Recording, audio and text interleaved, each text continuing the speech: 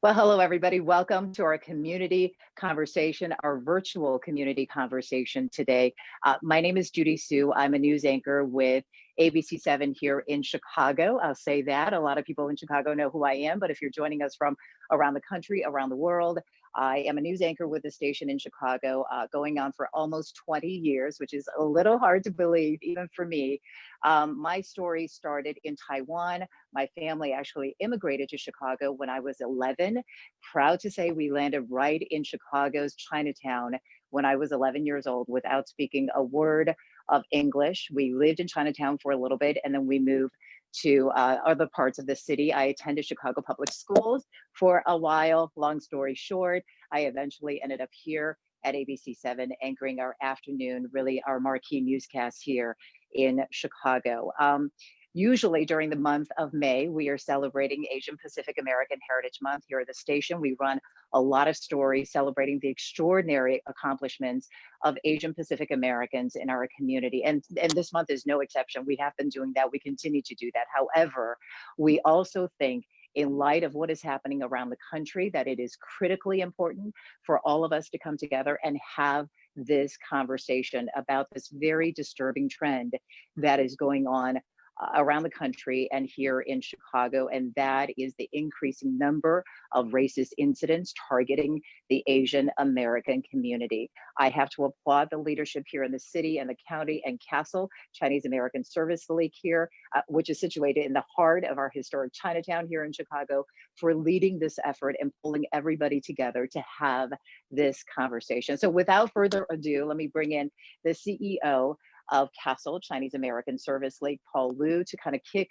off this conversation and welcome everybody and also explain why it's so important for us to be here today, Paul. Thank you, Judy, and thank you for the introduction. And thank you for all of you for attending today's panel. Today, we have guests joining us from all parts of America, actually all parts of the world, as Judy mentioned. Thank you for the ones who joined from Albuquerque, Philadelphia, Orlando, New York, Singapore, Calgary, and so many of the different places. I just want to express a special thank you to many of our local champions for their commitment to educate, advocate, and act as a resource to our wonderful city and all communities. May is normally a very happy and exciting month at CASL, where we have activities and celebrations around API Heritage Month. And this year, things are a little different. Yeah, we're still celebrating, but we're doing things differently. Instead of in-person celebration, we're logging onto the internet to view video together, video chatting, and making phone calls. It's for us to reconnect and continue to connect and honor our traditions and celebrate our heritage, because as a community, we are very resilient, and as we continue to move forward, we'll get through this all together. As many of you may know, CASL's main office is located in the heart of Chinatown, and in early January, we felt and saw the impact of COVID-19. Communications were starting to spread around our community, the virus that hit Wuhan, China. Then initially, we saw our once vibrant Chinatown community was seeing a bit of a slowdown in visitors, and at times when historically businesses would be busy to our annual Chinese New Year celebration. And then by the end of January, we first had our first confirmed case in the virus in Illinois. And that's where many of our celebrations were canceled or postponed, and our restaurants and our businesses became half empty. And by the time we had the shelter in place in March, many of the businesses had already laid off workers. Seniors were already self-isolating, and CASL continued to plan to serve remotely. And with these new rules in place, our seniors, our families were overwhelmed with new challenges and fear, not only from the virus, but from for their personal safety. Reports were coming in from all over the country about tense and sometimes violent altercations geared towards Asian Americans, and the blaming of the API communities for the spread of the virus, especially towards the Chinese community. So across the country and within our own respective communities, Asian Americans reporting a drastic increase in hate speech, harassment, and hate crimes when they venture out to go to work, medical appointments, or grocery shopping. And as Americans, no one should experience and endure from hate rhetorics. So as the largest API direct social service agency in the Midwest, I truly believe it's our duty to continue and promote positive dialogue and share the resources to our community about hate crimes. And today, I'm extremely thankful to know our panel is filled with champions to educate and to be of a resource to our community. And I'm extremely hopeful that we can all get a better understanding of what is available, how to access it, and a dialogue that may lead to more support of all communities. So once again, I want to say thank you to the panel. And as always, thank you to Judy Hsu for her continued support of CASL's mission and the Asian American communities. And I really look forward to a fruitful dialogue. Absolutely, Paul. Thank you so much. And speaking of all of those champions who are joining me, let me take a second to introduce all of them. Maybe they can wave their hand at you as I call their names. So we have with us today Commander Stephen Chung with the Chicago Police Department 12th District, been with the department for nearly 20 years. Thank you for your service. We have Risa Lanier. She is the chief of the Criminal Prosecution Bureau. There she is, a veteran prosecutor here in Cook County with the Cook County State's Attorney's Office. We also have Kenneth Gunn. He is the acting commissioner for the City of Chicago's Commission on Human Relations, dedicated his entire career to public service, specifically to civil rights. Thank you to the commissioner. We also have Andy Kane with us, executive director of the Asian Americans Advancing Justice here in Chicago. Andy has over a decade of expertise in civil and human rights advocacy. And of course, Paul, whom you just heard from, our CEO here of CASL, the Chinese American Service League here, serving the greater Chicago area for decades. Before I jump to all of our panelists, I just want to share one thing. I don't know if you all saw the essay that was written and posted in the LA Times by actor John Cho of Harold and Kumar and Star Trek. And he was talking about how saddened he was that the roles have reversed between him and his parents. You remember when he was growing up, his parents used to remind him, hey, be careful when you go outside, don't make yourself a target. And now he's finding himself reminding his elderly parents, hey, be careful when you go outside, don't make yourself a target. And it's just so disheartening for me to even read that and hear that. And I'm quoting him here. He said, this is according to John Cho, one moment we are Americans, the next, we are foreigners who brought the virus here. And that's what we're talking about today. Let's talk about why this is happening, the roots of all of this scapegoating that's been going on for years, but also more importantly, as Paul said, resources and action plans going forward for all of us, whether we're in the Asian American community or outside of it. What can we all do to help each other stand strong? So I'm going to jump to Andy and start us off. Since we are talking about hate crimes, I wonder if we can define that for everybody legally. And we also hear a lot about bias crimes. What is the difference and what are you seeing being reported here in Chicago and across the country? Andy. Yeah, sure. And first of all, Judy, thank you to ABC7. Thank you for your leadership on making sure Asian American stories are being told to the mainstream, to the rest of our city and our state. It's deeply appreciated. Real honor to be here. Appreciate Chinese American Service League helping, along with the Chicago Commission on Human Relations, pull this event together. Really quickly to kind of boil it down so that we're clear on as we engage in this conversation. A hate crime, is a crime that is primarily motivated or mostly motivated because that individual was targeted for their identity. So it could be that they are Asian, it could be that they were Chinese, perceived to be a particular ethnicity or religion or sexual orientation. Basically, that individual was targeted because of one of the many identities that they hold. And the reason that this is very concerning and hate crimes laws exist is not only is that harm caused to that individual, but because they were targeted out for that identity, it has an impact on the entire community that shares that identity. And as Ken mentioned, it creates a fear and can really divide our city in a way that's extremely harmful. Now, I should mention that not every hate incident rises to the level of a crime, or unfortunately, law enforcement that we have here, and I'll defer to Commander Chung and Ms. Lanier to explain, not every hate crime are we able to collect the information and evidence to prove that it was a hate crime.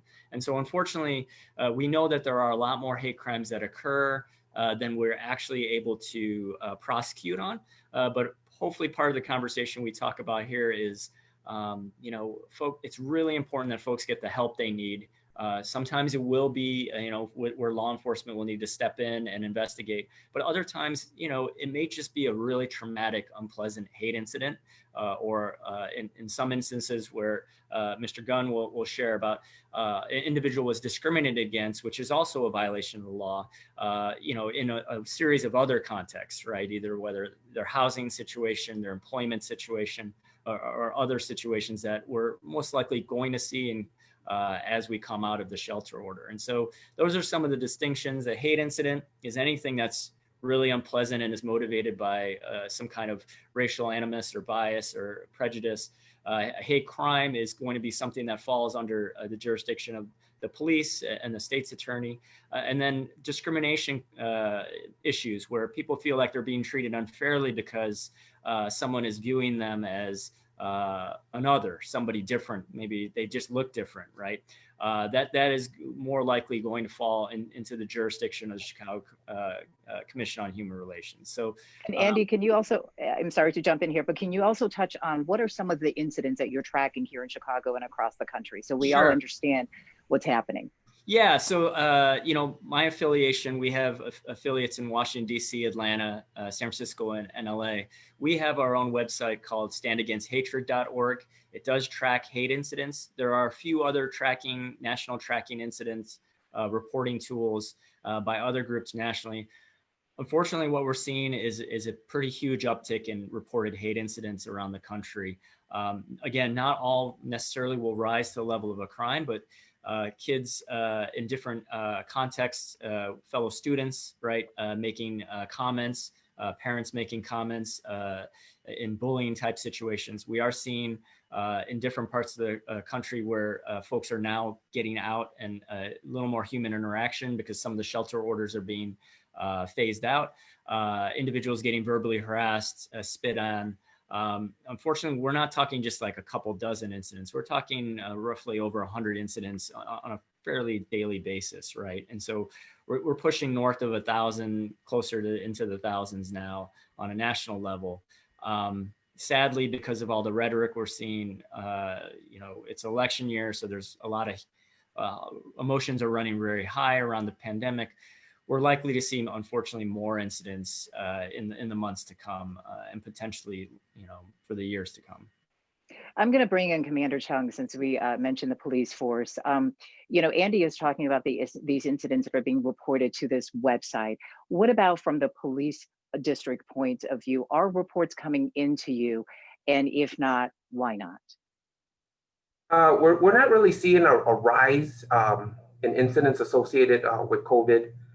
There's no real trends in specific ethnicities or communities within Chicago, but there's numerous factors that lead into that. And so part of it is, generally as a group, the Asians really don't report incidents or crimes as often, and numerous factors.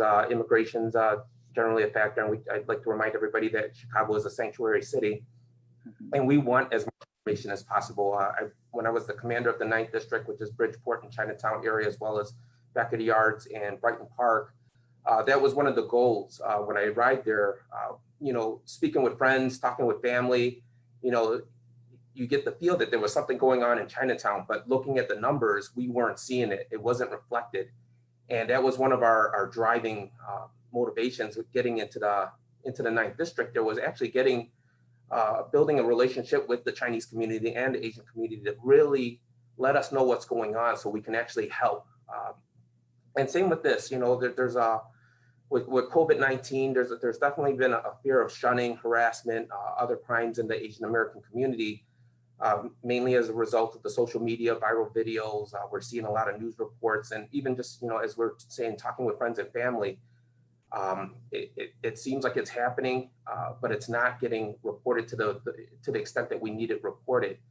And we're saying, like before, there's numerous factors that go into that. The fear is definitely one of them, and we really want, you know, sometimes it's almost as Andy was saying, like, you know, there's definitive crimes where there's no doubt it's a hate crime, but other times it's that shunning and harassment. It's almost that borderline, like, oh, you know, it's not really a crime. Do the police really want to hear this? You know, and we do.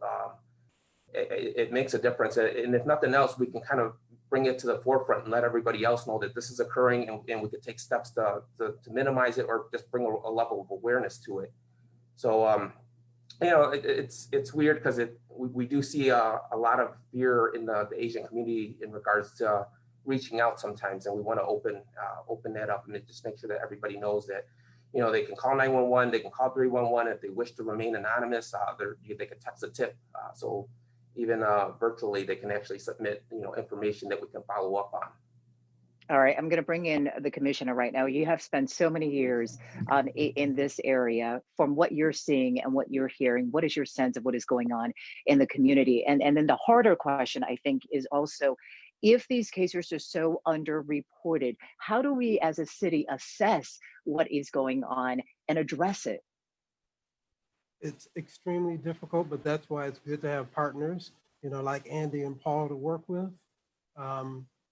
And I'll tell you specifically for this situation, we weren't seeing the numbers.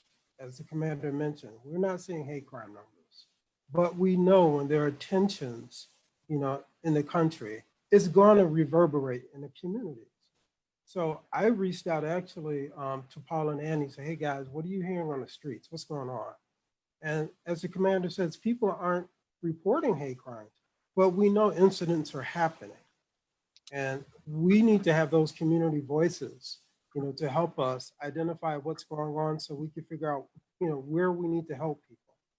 And again, Chinese American Service League and, you know, Asians Advancing Justice have been great partners for that. And the city, we rely on community partners, not just in Chinatown, but throughout the city, when something goes on, to be our eyes and ears and be able to help us reach out to people and say, it's okay. You know, we are here to help you. And again, as the commander mentioned, with immigrant communities, it can be particularly challenging for a number of reasons. So to be able to have community partners to help us come into the community to offer our services is huge.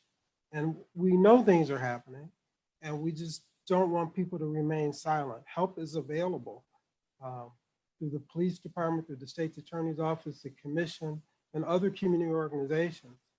So we're trying to reach out as much as possible to let folks know you will be supported. You don't have to go through this alone. I guess that's our main message. You will not be alone with this. And to that end, let me bring in Risa from the state's attorney's point of view. Walk us through the process. This is probably the question a lot of people might want to ask and they don't have a chance to. If they were to report something, what happens after that? What is the process? How are they protected? A lot of people are afraid to speak up because they're afraid of retaliation. How are you going to make sure that I stay safe? Do I have to testify? Just kind of walk us through what that process is like when somebody reports a hate crime. Absolutely. Thank you. And thank you for allowing me to be a part of such an important conversation. So the first step after reporting the incident is getting law enforcement involved.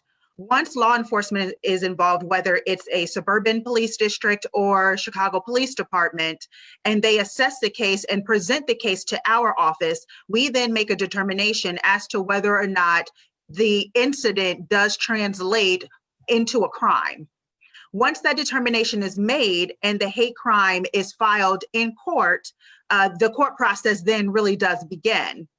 Now, in terms of being a victim of a hate crime and what you can expect from the state's attorney's office and from the criminal court process is, number one, there will be an assistant state's attorney who is assigned to that particular case. That state's attorney will be in contact with the victim from the beginning of the case to the end of that case. That state's attorney will follow that hate crime case. In addition, there is other support from our office by way of our victim witness unit. There is a dedicated victim witness specialist in the state's attorney's office who figuratively and literally will hold the hand of our victim throughout the process. As a victim of a hate crime, because hate crime is a class 4 felony, the victim does not have to come to court unless the victim is subpoenaed to testify at trial. So that is one thing I do want to press upon the victim, because I know a lot of times there's a lot of anxiety about coming down to the courthouse, coming down to be in the same room and confront the person who has now committed this crime against you.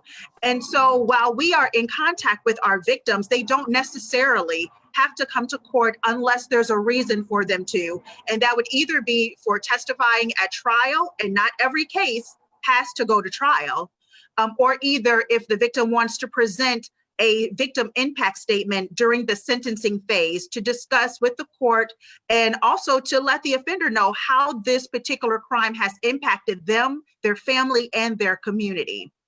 And so that's one thing I do want to press upon our victims, that while you are a victim, you don't necessarily have to come to court, but our office will be with you every step of the way during the process, keeping you informed, because as a victim, you do have those rights. You have a right to be informed about what's happening with your case. You have a right to be a part of the process and also to be consulted on the disposition of your particular case. Now, I know a lot of times victims do have that constant anxiety as to whether or not there will be any sort of retaliation by the offender. How do we stay protected? And so one of the things I do want to mention is that once an offender is arrested and bail is set, as a condition of that bail, that offender is to have no contact whatsoever with the victim. And there are two things I want to highlight, especially as it comes to hate crimes. When you think about hate crimes, especially those incidents that are happening around the COVID-19 pandemic, these really are crimes of opportunity in that you have offenders who are targeting people that they see in public. They're not necessarily coming to their houses. They're seeing them in public, and they're taking, they're using that opportunity to target our victims. So there's a stranger relationship between our victims and our offenders. Our offenders do not get the home addresses or telephone numbers of our victims. But again, as a condition of their bail, there is no contact between the offender and the victim.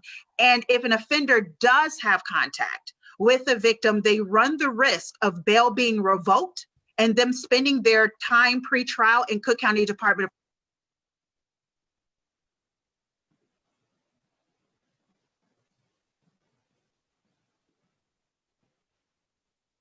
of Okay, I have lost Risa's. Hold on. I think we lost Risa. Okay, we did. I wasn't sure if it was just sorry, me. can you hear me now? Okay, there's Risa. Yeah. Oh, there we go. Sorry. So again, those types of protections where we have the threat of future felony charges, if there is a sort of any contact between the offender and the victim, and also you spending your time in jail pending your trial or pending the disposition of your case, is usually enough deterrent to prevent an offender from contacting our victims.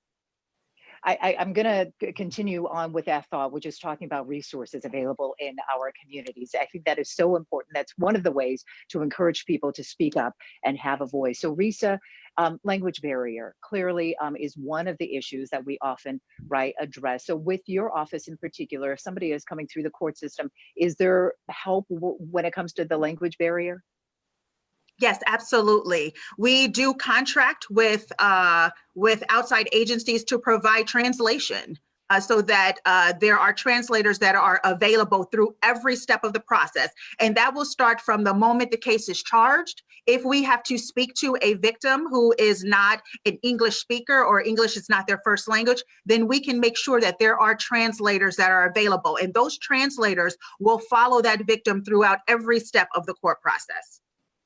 I'm going to bring in the commander, and from the Chicago police point of view, because that's probably the first point of contact for somebody. Is that also resource available for somebody who has a language barrier who's coming to the police with an incident? Yes, absolutely. We have a number of officers that speak all the dialects within the Asian community, as well as the dialects throughout the city as a whole. And if we don't, and we just happen upon a language where we don't, we have a language bank where we can actually identify and actually get somebody out to help translate. And Commissioner, what are some of the other really important resources that you want to make sure that the community is aware as a whole, that they have ways to go and get information if they need it? Well, I guess the first thing for us, we assign a hate crime specialist to work with hate crime victims. And that person can tailor the needs of that person to the particular crime. So for example, we will always go to court with the victim so they don't feel alone. But then we also see if they need any other resources. Do they need counseling? Maybe their housing has been affected by the situation, and we can help them maybe identify housing. We've had cases, for instance, where there were residents of CHA and they were being harassed so bad, they were in violent situations. So we're able to work with CHA to have them move. We actually had other situations where helping immigrant victims to get U visas so they could remain in the country and be safe. And we would help them, again, to avoid some potential violence from the perpetrator.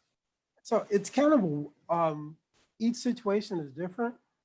We can pull in community members to help support the person depending on what it is. We've even gone as far as going door to door, flyering communities, saying this is an issue. If you're aware of it, if you need help, you can reach out to us. And being a part of the city is so helpful because we can also, of course, reach out to other city agencies. And we have a lot of partners within the state and the county and just community organizations as well. So there are a lot of resources in Chicago.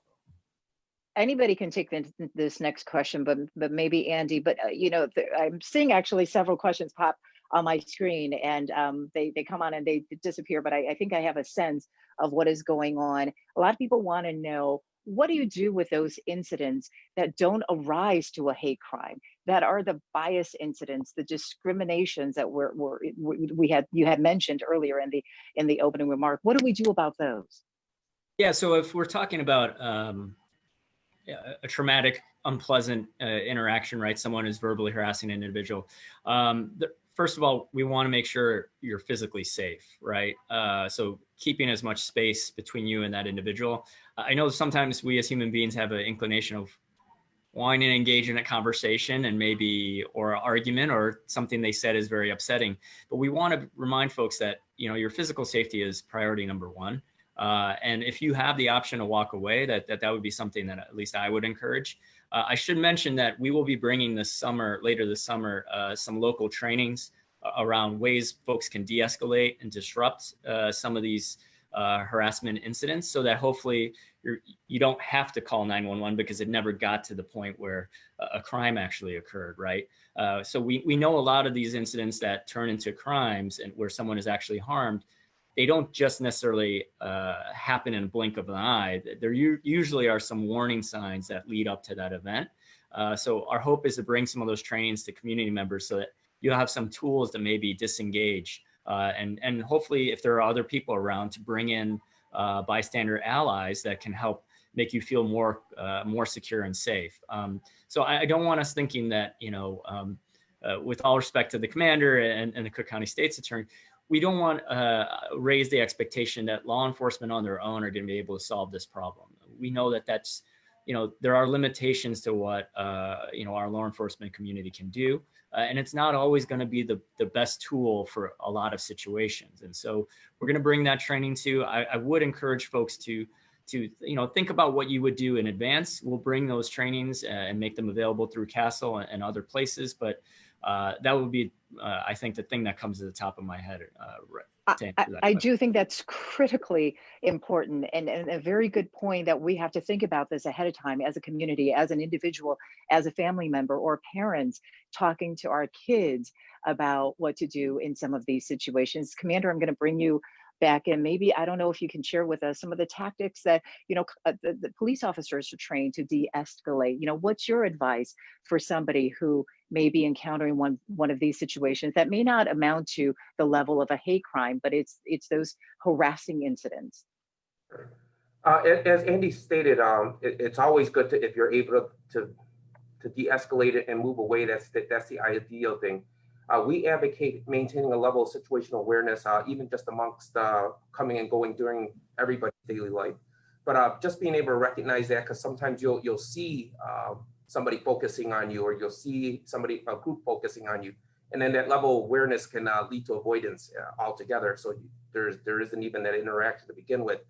But part of it is raising the awareness so that we have advocates for us. So when people know that these are occurring in our communities, then the more people know, the more that somebody may step up and say, hey, that's not right.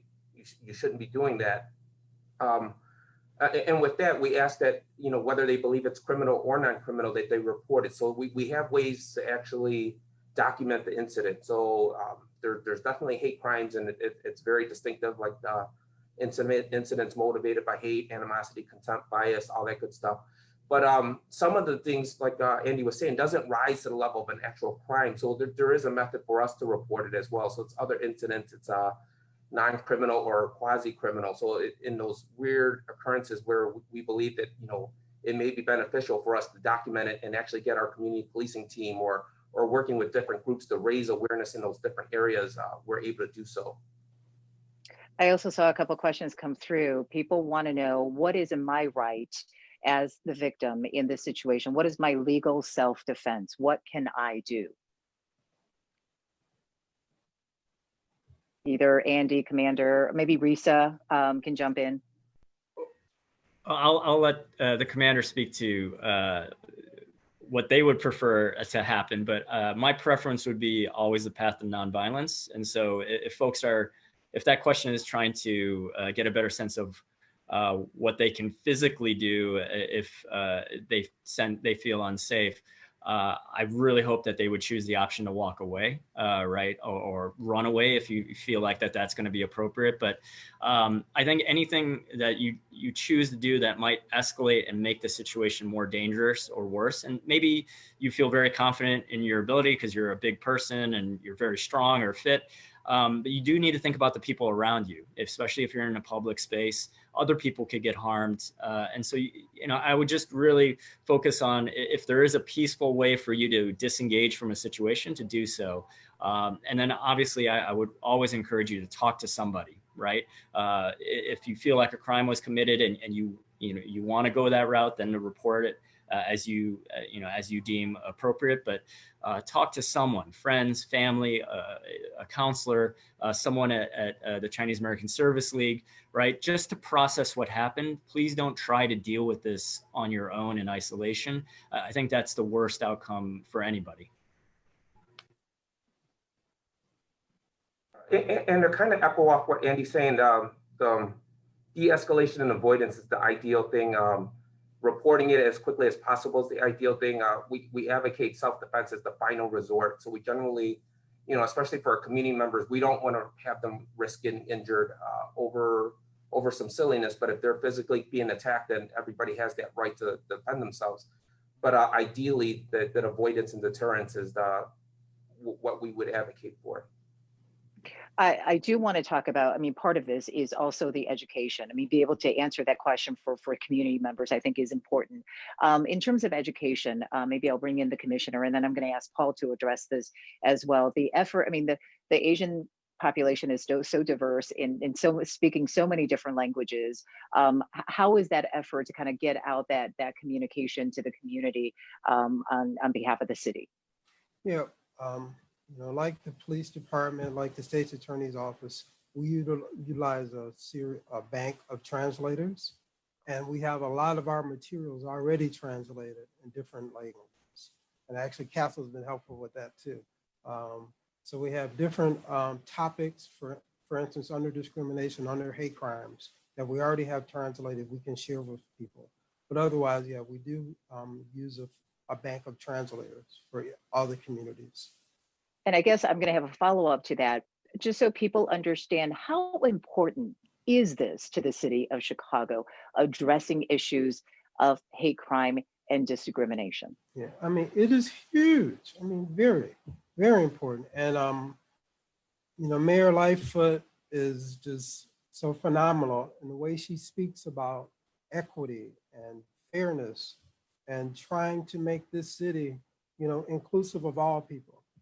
And to see any one particular group, marginalized affects all of us. And so we have to work together to stop these kind of things from happening. And I mean, again, it makes Chicago what it really is. I mean, we are a very diverse city. I think we're proud of that. We have so much going on that people all over the world, acknowledge and respect. And if we let, one particular group, become victimized, we all lose. So that's why we continue to work against this kind of hate.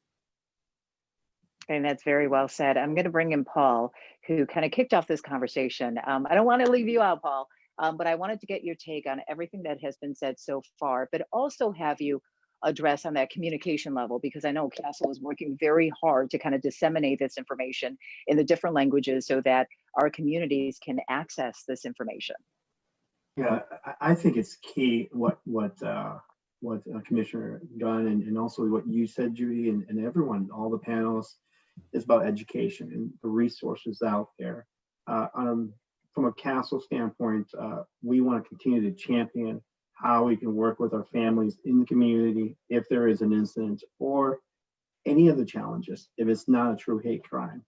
We want to make sure that we can take the information from the commission and provide the information to the community when there's a need. I just also want to add that education to the community in the appropriate language is so key. And having organizations like CASL and other API organizations, other CBOs, community-based organizations, working hand in hand with the city. By that I mean with the city of Chicago Human Relations Commission, the police department, Cook County, and everybody. It's a collective effort to make sure that if we have one incident, not multiple, one incident, we work together as a team to champion that one individual, that one victim, so that that individual knows that we're all here for that person. And that ultimately would kind of have this domino effect. I kind of want to reiterate what everyone's saying, is that although hate crime are not being recorded or shared or called upon in the Chinese community, but I know when I'm speaking to community members and we're hearing there's a lot of tensions, right? They're scared because they get blamed for the spread of the virus. I hear through many conversations online, social media, and from our team members that, unfortunately, some of our family members, they feel like they have to defend themselves. And they're communicating by us by saying, well, I'm going to purchase a gun. I'm going to protect my family, and that I'm going to be able to hold myself in a manner that no one can attack me in any manner. And that for us, and for me as a leader, as a community leader, is scary. And so I think it's so important for us, all of us here, and everyone else today, is that we need to educate and advocate what are the resources. And if they have questions, what are the next steps that we must take to educate and continue to advocate them as this pandemic that continues, but also into the future. So yeah, that's what I have to share. I'm going to bring in Risa because I haven't heard from her in a couple minutes. Your reaction to what Paul is describing, that he is hearing from these community members who are scared and who are possibly thinking about going out and purchasing a weapon. Your reaction and your message to those in the community from the Cook County State's Attorney's point of view, who are scared. So, and thank you, Paul, for your comments there, especially about the purchasing weapons during this time, because we have seen really an uptick in persons who are going out as a result of this pandemic, and not just in the Asian community, purchasing weapons. And so while gun ownership is your constitutional right, you have a right, according to the Constitution, to bear arms. I would say this, however, and I would caution anyone who is thinking about that to be very careful and be very responsible as well when it comes to gun ownership. To make sure that, number one, if you are purchasing a weapon, that you're doing so legally and you're doing so responsibly, and you're keeping it in a way that's responsible. But in terms of the fear of the Asian community during this time, and really the need to protect themselves, I will say from the state's attorney's office standpoint, one thing that we do want to press upon all citizens in Chicago and in the surrounding suburbs and all of Cook County is that as an office, we do not tolerate hate crimes. We do not tolerate hate incidents. And so we take those incidents and those crimes very seriously, especially when we are able to prosecute those cases. And we do so very zealously on behalf of the victims, to ensure that we are getting a disposition that is just, right, and fair, not only for the victim, but for the entire community, because we do understand that this really is not just a victim-based crime, but a community-based crime. And it only takes one incident such as this to strike fear an entire community. And so we, as an office, absolutely do not tolerate, and we prosecute these to the full extent that we can in our office. And so our message to the victims is that if you are a victim of a hate incident, of a hate crime, as it's been said, to get yourself to safety, but please do involve law enforcement. Whether or not we can actually press charges is one thing, but it is important for us to collect this data to understand where these incidents are happening. Are they concentrated in a particular location or community? Because that is where we can dispatch our resources as community members and as an office, and where all of us can collectively come together to hopefully make a difference in that particular community. Thank you for saying that. That is so important, because that goes back to the point of maybe something happens to you, and a lot of people think it's an isolated incident, that it's only happening to me, and maybe it doesn't rise to the level of hate crime, so you decide not to report it. But guess what? If it happens again, you know, the next day to the next block and somewhere else in your neighborhood, if you document these with the authorities, that's what Risa can go on. That's what the police commander can go on eventually. So thank you for saying that, and thank you for sharing that. I'm watching the clock because that's my other job. I want to make sure we get to our questions. I had a couple of them come in ahead of time. Michael Chin wanted to know, and I think we addressed this, the difference between hate crime versus bullying and name calling. So I'm going to move on to Mary's question. This, again, tugs at your heart. Mary grew up in Chicago. She is now a mother and a grandmother. And she went to Chicago public schools in the 60s and 70s. And she writes, as the only Chinese student in the school at that time, I was often made fun of and felt hurt. Over time, things became better. And I had thought that we had gotten away from this. However, with recent events and with a taunt by the current president, the racism has been brought forth again. And Mary's question is, as a concern for my children and grandchildren and future generations to come, what can we all do to stop this racism from continuing? A deep, serious, real question. But yes, I guess going forward, what can we all do to help this from not happening again? Who wants to jump in and take it first? I'll start. Go ahead. I think first thing Mary does is she talks to her grandkids, and we talk to youth, and we let them know what's not acceptable, and that, you know, we all have to respect one another. And this city and this country is bigger than one individual group, and we all have to tie together to be successful as a group, as a people. And we continue to share with our youth that these kind of things cannot be tolerated, and show them differences are good. It's really not a bad thing. It's really helpful. And to have the differences we have in Chicago, we are blessed. And no one should be ashamed to be different. And I like to say we start as young as we possibly can. So we actually, part of what we do at the commission, we do workshops in schools as much as possible for boys and girls clubs, for YMCAs, whoever we can get in front of, and try to, you know, help our youth to understand that. And hopefully by the time they're our age, you know, they pretty much could get it right, and they'll make Chicago a little better than we left it. It's true, having that conversation. Okay, somebody else wanted to say something. Yeah, just to piggyback on what Ken said, first of all, that was my experience in high school as well. Unfortunately, being in a majority white high school, getting singled out as an Asian kid. You know, I'll start with the school, and then I'll have a larger idea. With schools, you know, so many of you may have seen that PBS just released a 5-part docuseries about the history of Asian Americans. What's going to be coming out over the course of the summer, by fall, is PBS is also producing a kindergarten through 12th grade school curriculum for Asian American history. We just had a conversation with the governor actually yesterday about this as part of our Asian American Action Day that CASL helped us put together.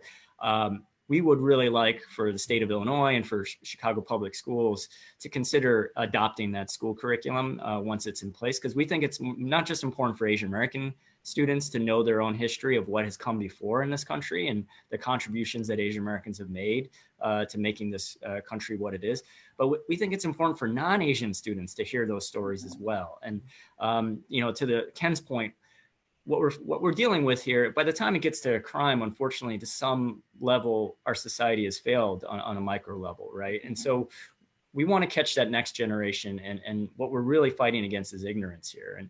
And to that larger point, you know, for us in the Asian American community in Chicago, I would ask us to look also internally about what biases and discrimination do we hold against other neighborhoods, right? Because we know Chicago is, our history, unfortunately, is we're one of the most segregated cities in the country. Let's reach out to other neighbors, to other neighborhoods that don't look like us, and let's have those conversations about what are their concerns and fears and issues, and compare notes and really hear each other out and build those relationships. Because if we stay in our neighborhoods and we rely only on people that look like us to solve our problems, we're not going to get very far. And so as a city, we need to reach out to each other, whether it's through the faith community or otherwise. We need to build those bridges. I wholeheartedly agree. Anybody else want to jump in on this question before we move on to others? I'll say something very quickly. I just have 3 words for Mary: share your story. And yeah, it's so important for us to share our own personal stories, not just for our children or grandchildren, but through all our communities. And through that it's a simple education. It's advocating. It's making sure people understand who we are and you understand who they are. It goes back to what Andy also said. When I was young, I went to a school that's mostly predominantly white, being picked on, discriminated, harassed. And unfortunately, just last month, or right before the shelter in place, my daughter came to me. My 9-year-old was told that since she's being Asian, Chinese, that she's the cause of the virus. It still happens today, but that allowed me to have that moment to share my story with my daughter. So Mary, I'm sorry that you had to go through that, and your children and your grandchildren, but I encourage you, and I'm pretty sure you are, to share your stories with others. It's true. Advocacy starts with talking about it first. I'm going to ask Lori, who is on with us, if you hear me, if there are other questions that came through that I did not see or address. a question from another Mary asking about if you walk away from a situation, how do you make the person verbally abusing be accountable? How does walking away prevent it from happening again? Okay, good question. I don't know if the commander wants to talk about that. Andy, Risa? Well, I would just say, unfortunately, I think in that situation, it might not, it likely won't, but I think we all as Chicagoans would sleep better knowing that you potentially avoided a very dangerous situation, right? And it's sort of a risk calculation about, we all want justice. It's in the name of my organization, but I think we also want people to be safe, right? And so I understand when someone says something that's deeply offensive, the urge to want to correct them or hopefully help them see the light. I think you do have to question if someone is coming at you and approaching you in such a hostile way, what are the chances of you in that conversation to be able to help them see the error of their ways, right? And everyone's going to have their different comfort level, but I would just really caution folks to try to be safe and smart in those situations. And maybe you will see that individual down the road or otherwise. But Commander, I don't know if you have other thoughts.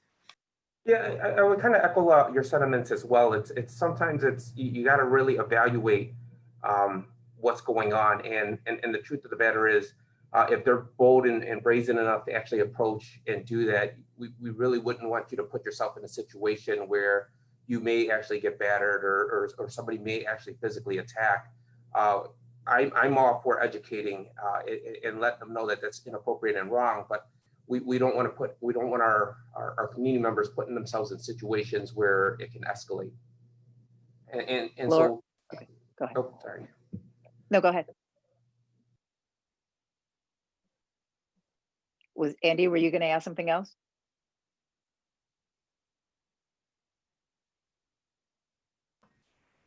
Or was it the commander still needed to finish?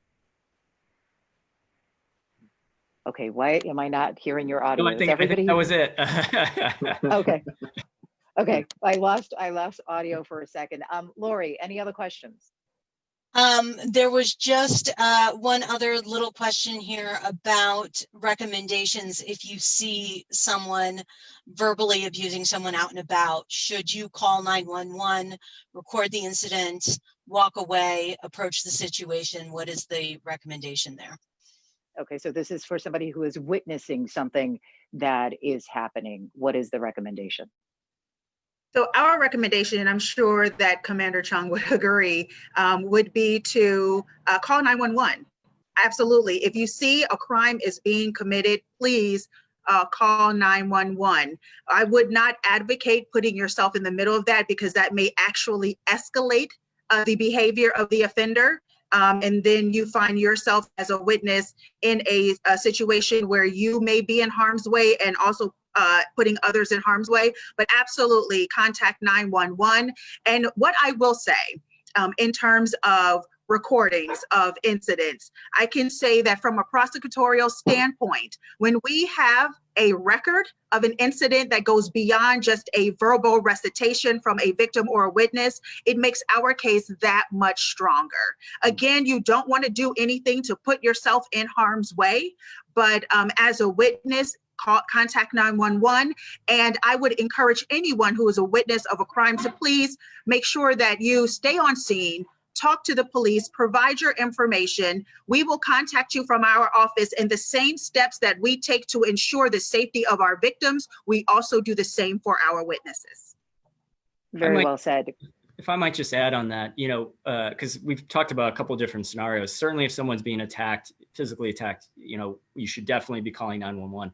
I'd say, in those instances that we were talking about, like verbal harassment, making sure that, I know it seems like a binary choice at times, not calling 911, calling 911. If you call law enforcement, just try to make sure you're giving an accurate picture of what exactly is happening, because officers that show up on the scene, they're going to have a whole range of possibilities flying through their mind, and they're going to try to have to assess in a very short amount of time what is actually occurring, right? So the more information you can provide up front, no embellishments, no lying, just a truthful, accurate what you're seeing, But anything short of someone being attacked, our hope is that as we get those trainings out, you'll have some other tools, as Risa mentioned, where you don't have to intervene physically, but you might be able to help with disrupting the whole situation. And so we're hoping that we can, as much as possible, create situations where the police won't necessarily be needed because we preempted things from getting that bad. So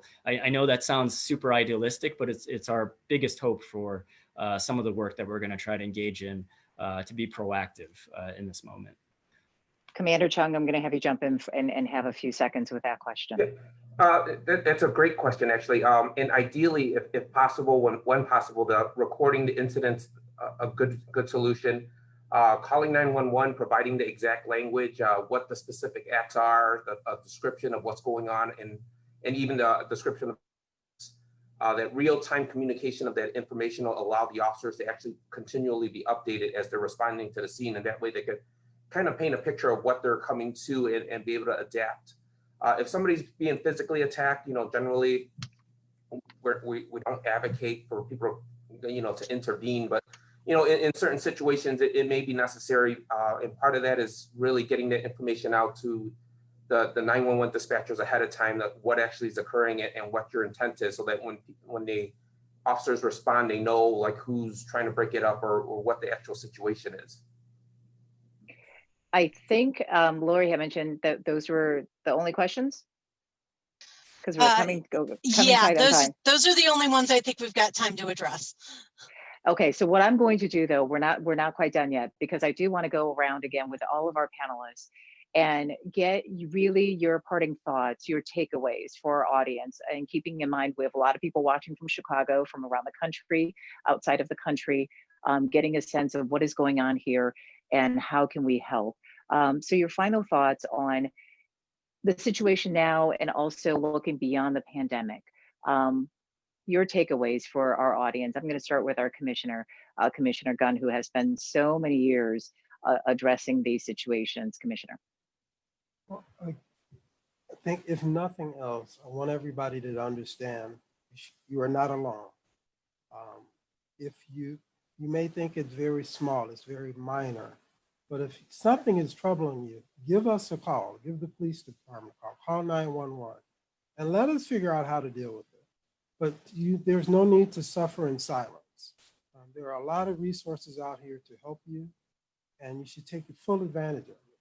And we'll be able to help, and we'll be able to steer you in the right direction so you can get the help you need. So there's no reason to have to go it alone. Andy, I'm going to have you jump in. Takeaways for everybody who is watching. Well, I hope some of the conversations we just had here are useful to folks. By no means this is the end of it, or this is just the beginning of what I think are going to be a series of conversations to make sure that everyone feels they're equipped to handle with some of these situations. But on a larger level, I think we should all just recognize we're in this moment where a lot of different communities, a lot of different racial groups are feeling under attack in different ways, right? We just saw a young Black man get shot just for jogging down the wrong street in Georgia, right? And that's wrong too, right? And we all can identify when we see things that are just not right because someone looked different than the other party, right?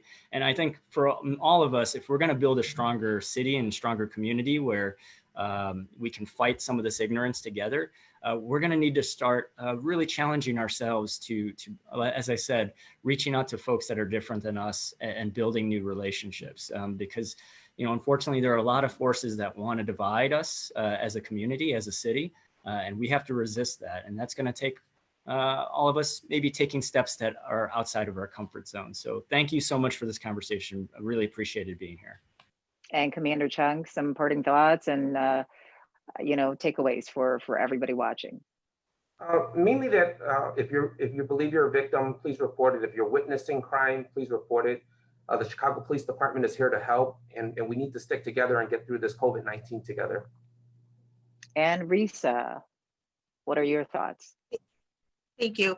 As a victim of a crime, I want the biggest takeaway is for everyone to know that you do have rights as victims of a crime. And while the inclination may be to not report it, we are strongly suggesting that you do report it so that when we do get involved, when the criminal justice system does get involved, we can then send that strong message to the rest of the community that incidents and hate crimes will not be tolerated. And one of the biggest ways to show that intolerance is by holding those who are committing these crimes accountable. And we cannot do that without the help of our community members, including victims and witnesses.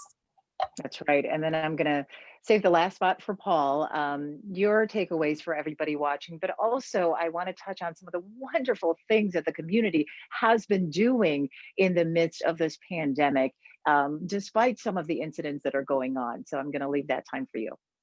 Well, thanks. Thank you, Judy. I want to say, first of all, thank you to all the panels. Your work and your champion of this for the city, it's amazing. And thank you for your tireless commitment. Judy, thank you as always for hosting. My takeaway of this panel today is that we are not alone. And our community members need to know we're not alone, that we have rights, and that there are resources out there that we need to reach out and take advantage of so that we can protect ourselves and our families. So that's really important. I just want to mention really quickly that working with the City of Chicago, the Human Relations Commission, and CASL, we worked for the last month to provide and develop a PowerPoint presentation, a video PowerPoint presentation in English, in Mandarin, and in Cantonese. This is now uploaded into our website and also through the City Commission's website, that anyone who needs support and to understand their rights, they can do so. And there are resources with numbers and individuals who can step up to be a part of the process with you. So that's really important to understand. As Judy mentioned, during the pandemic, CASL as an organization, along with many of the Chinese organizations in Chinatown and other API organizations, we have helped delivered foods, meal kits, distribute PPEs to our churches, our organizations, our first responders, our police department. As a community that we are at times being blamed or hated against, we are coming together to serve the greater good for all, and especially for the City of Chicago. The message I'm saying is that we need to continue to work together to serve our community in the greater City of Chicago. So thank you so much for this delightful conversation. Absolutely. And I want to remind everybody, Paul touched on that video. So there is a short video about hate crime that was done in conjunction with the City of Chicago's Commission on Human Relations in partnership with the Mayor's Office and of course CASL as well. You're seeing it on your screen. You will be able to access this video. It is available in English, Mandarin, and Cantonese, in a terrific resource to help educate yourself about hate crimes, your family members, the reporting process, and so much more. And you can see that video on CASL's YouTube channel and also on the City of Chicago Commission on Human Relations website. I'm going to leave all of you with one thought. Here at the station, every month during the month of May, we do a special called Asian Influences, of course, marking Asian Pacific American Heritage Month. And this year we did the special, and it's online. You can check it out online at abc7chicago.com. And because of the pandemic and some of the issues that are happening, we did pivot the focus, and we did talk about some of the issues and the disturbing issues going on, but we also addressed the terrific good that is going on in our communities and beyond. And we decided this year to call the special Asian Influences Standing Strong. And that to me is truly what this is all about. All of us coming together, not just as individuals, and as Andy mentioned, not as just one community, but all of us. That's how we can put forth solutions and help eventually solve this issue. And at the end of that program, the youth of CASL did a little recording of themselves. And I just wanted them to say it in their own words, and they range from very young to teenagers, what it means to them to stand strong in this age of COVID and beyond. And if you have a chance to watch that, I think that's truly what we're trying to get at here. And I think if all of us can walk away from this conversation today and think about what that means for all of us to stand strong and stand together, to continue to give back and show everybody that we are in this together. So anyway, thank you for watching. We hope you find this information helpful and you can continue to share this conversation. That's how we can continue to spread the word. So thank you, everybody, to our panelists as well. I'll see you soon. Thank you.